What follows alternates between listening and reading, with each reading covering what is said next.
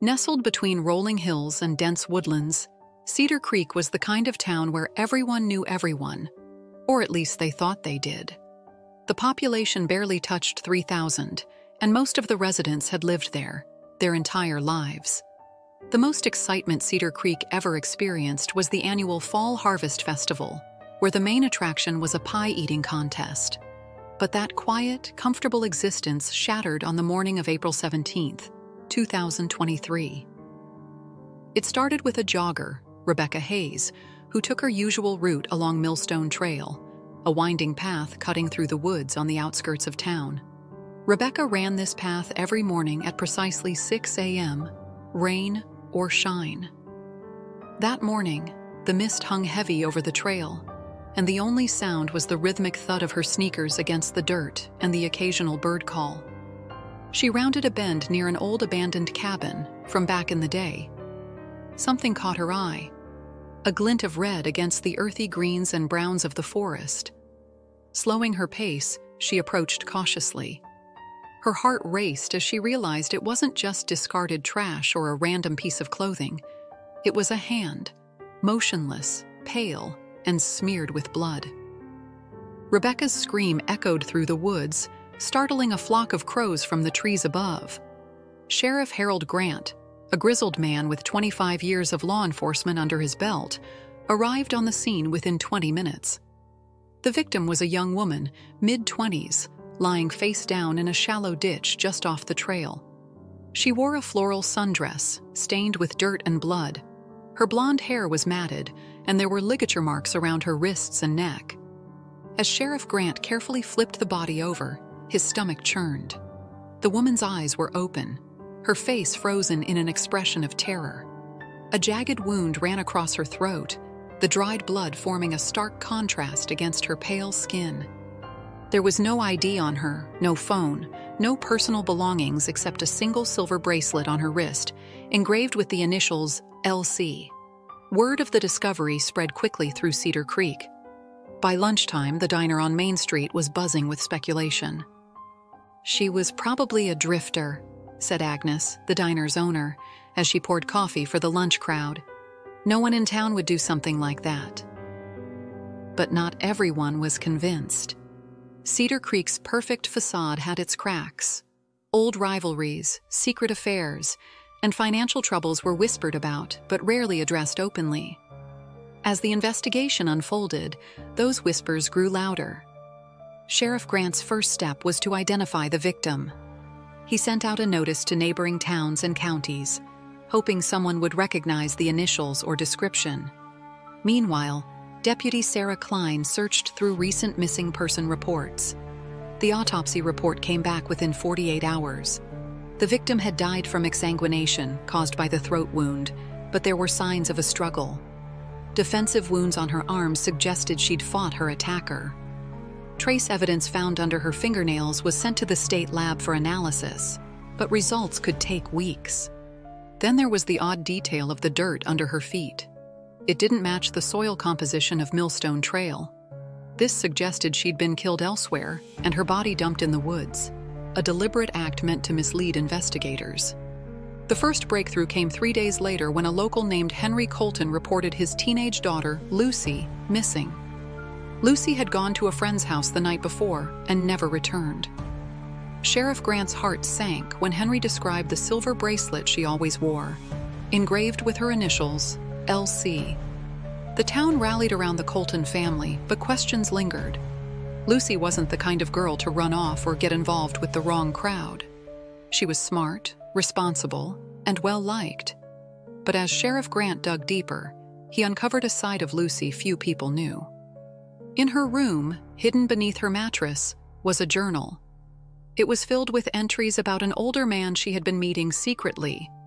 No name was mentioned, only cryptic references to him was the cabin. One entry read, "He says he loves me, but sometimes I'm scared of him. He gets so angry when I talk about leaving town. He says I don't understand how much I mean to him." The cabin mentioned in her journal immediately drew Sheriff Grant's attention to the abandoned logging cabin near where her body was found. A search of the cabin revealed more clues, cigarette butts, an empty whiskey bottle, and a crumpled piece of paper with the words, "Meet me at 9, scribbled hastily. The cigarette butts led investigators to Craig Thompson, a drifter who had been seen around town over the past few months. Craig had a criminal record for assault and was known to frequent the woods near the cabin. When brought in for questioning, Craig was evasive, but his alibi, drinking at the local bar, checked out. The bartender remembered him leaving just before midnight, hours after Lucy had likely been killed. With Craig ruled out, the investigation turned inward, focusing on Cedar Creek's residents. Sheriff Grant began to suspect that the killer was someone the victim knew, someone from the community. The question was, who? Deputy Klein uncovered another potential lead, a recent argument between Lucy and her best friend, Hannah. Witnesses reported seeing the two girls in a heated exchange at the park a few days before Lucy's disappearance. Hannah, tearful and defensive, admitted they had fought, but insisted it was over a petty misunderstanding. But as Sheriff Grant looked closer, inconsistencies in Hannah's story began to unravel. The deeper Sheriff Grant and his team dug, the more secrets they uncovered about Cedar Creek's seemingly innocent residents. Was Lucy's murder the result of a dangerous relationship? Or was there something darker lurking beneath the surface of this quiet town? Sheriff Grant leaned back in his chair, staring at Hannah's statement. Something about her version of events didn't sit right. She claimed their argument was over a borrowed dress, but other witnesses had heard Lucy accusing Hannah of betraying her. When pressed further, Hannah grew defensive, insisting she didn't know what Lucy meant. Yet, there was another strange detail. The autopsy revealed traces of red nail polish on Lucy's fingernails. It wasn't hers. Lucy never wore nail polish, according to her parents. A bottle of matching polish was found during a routine search of Hannah's room. When confronted, Hannah broke down, admitting she had talked to Lucy the night she disappeared. "She called me," Hannah sobbed, her words tumbling over one another. Lucy sounded extremely upset. She said that she was going to tell someone about what was happening. I didn't know what she meant, but I could tell she was scared. Hannah hesitated, her voice dropping to a whisper. I told her not to. I begged her to let it go. She promised she would, and then she hung up. That was the last time I talked to her, I swear. Sheriff Grant pressed her for more details. What was Lucy so afraid of? Who had she been planning to expose? But Hannah refused to say anything more, only repeating, I didn't know it was that serious. Meanwhile, Deputy Klein followed another lead. A gas station clerk on the outskirts of town reported seeing Lucy on the night of her disappearance. According to the clerk, she'd been with an older man in a black car. The man had paid for his gas in cash and kept his face hidden under a baseball cap. Security footage confirmed the clerk's story, but the camera's angle was too poor to get a clear view of the man's face or the car's license plate. The video, however, revealed one crucial detail. Lucy appeared to be arguing with the man. She gestured wildly. Her body language was stiff and defensive. At one point, she tried to walk away, but he grabbed her arm and pulled her back toward the vehicle. Minutes later, they drove off together. Deputy Klein distributed the grainy footage to nearby counties, hoping someone might recognize the car. Days passed with no leads, and the investigation seemed to stall. Then an unexpected call came in. A hiker in the neighboring county reported finding a backpack near a riverbank, partially buried under leaves and debris. Inside was a student ID belonging to Lucy Colton. The sheriff and his team raced to the scene, combing the area for more evidence. What they found sent chills down their spines. Near the backpack was a fire pit filled with charred remains, papers, fabric, and what looked like partially burned photographs.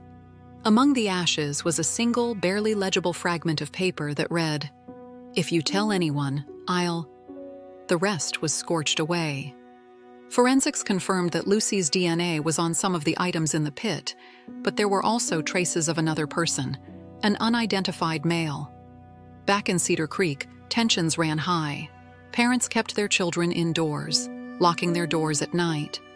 People whispered about the car, the mysterious man, and the secrets Lucy had been keeping. But the biggest shock came when Sheriff Grant received the lab results from the state. The DNA found under Lucy's fingernails matched someone already in their database. The match wasn't a stranger. It was someone Sheriff Grant knew well, Jack Lawson, a respected schoolteacher who had lived in Cedar Creek for over a decade. Jack was known for his charm, his easy smile, and his involvement in community events. He was the last person anyone would suspect. But as Sheriff Grant began to dig into Jack's background, troubling details emerged. Jack had left his previous teaching job under mysterious circumstances, and there were unverified rumors of inappropriate behavior with students. When confronted, Jack denied everything. "Lucy? I barely knew her," he said, his voice steady, but his hands trembling. "I might have seen her in town a few times, but that's it." But when Grant presented the DNA evidence, Jack's composure cracked. "This is a mistake. I swear I didn't hurt her," he insisted. "I was at the cabin that night, but not with her." Jack's admission opened a floodgate of questions. Why had he been at the cabin? Who had he been meeting? Jack claimed he'd gone there to confront someone who had been blackmailing him. He refused to name this person, claiming they were dangerous. "I didn't kill Lucy," Jack pleaded, "but I think I know who did. You're looking in the wrong place." The sheriff was forced to let him go because he did not have enough evidence to hold him yet. But something about his story gnawed at Grant. Who was the blackmailer, and why would they target Jack? That night, Sheriff Grant sat alone in his office, piecing together the fragments of the case. Lucy's journal, the gas station footage, the cabin, the fire pit. It all felt connected, but the threads were tangled. Just as he was about to call it a night, his phone buzzed. It was Deputy Klein, her voice urgent. "Sheriff, you're going to want to see this. We just got a tip from someone who claims to know what happened to Lucy. They're waiting at the station." Grant grabbed his coat and headed out, his mind racing. Who had come forward? Was this the break they needed, or another dead end? As he entered the station, a figure stood waiting in the dimly lit lobby. A hooded man, face obscured by shadows. He stepped forward, his voice low and gravelly. "I know who killed her," he said, "and I know why. But if I tell you, you have to protect me, because they will kill me." Sheriff Grant leaned forward, studying the hooded man. His face was gaunt, his hands trembling as he clutched a folded piece of paper. "What's your name?" Grant asked, keeping his voice calm. "It doesn't matter," the man replied. "What matters is I know who killed Lucy. It was Jack Lawson. But he didn't act alone." Grant's heart sank. Who helped him? The man hesitated, his gaze darting around the room as if he feared unseen eyes. Finally, he whispered, "Hannah Thompson." She was part of it. The sheriff's mind reeled. Hannah? Lucy's best friend? Why would she do that? Because Jack was involved with both girls, and Lucy was not happy, the man said. So when Lucy found out, she threatened to expose him. Jack panicked and convinced Hannah to help him silence her. They lured Lucy to the cabin that night, but things got out of hand. Jack killed her, and Hannah helped cover it up. Grant pressed him for more details, and the man handed over the paper. "This is a note Lucy wrote the night she died. She was planning to meet Jack to confront him.